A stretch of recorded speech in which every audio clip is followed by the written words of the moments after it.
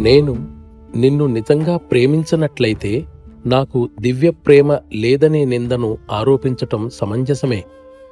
మహాత్ముల కృపలో నీకు నమ్మకం ఉందని తెలిసి నాకు సంతోషం కలిగింది. దానికి సమానమైనది ఏదో నీ హృదయాంతరాళంలో ఉన్నప్పుడే ఆ నమ్మకం కలుగుతుంది. మనిషి తన లోపాలను గుర్తించటం ప్రారంభించినప్పుడు ఈ భావం తీవ్రమవుతుంది. అప్పుడు హృదయానికి తాను సృష్టించుకున్న చిక్కులను సహించటం కష్టమవుతుంది. తన యందున్నదాన్ని మాత్రమే దైవం మనకు ప్రసాదిస్తుంది.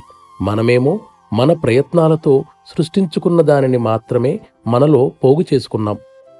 మనం భౌతిక ప్రపంచానికి సన్నిహితంగా అంటిపెట్టుకుని ఉండటం వలన మన ప్రయత్నాలన్నీ మనకు తెలియకుండానే ఆలోచనలలో చిక్కుల్ని సృష్టించటం వైపుకే మళ్ళాయి. ఇవే బంధాలుగా మారతాయి.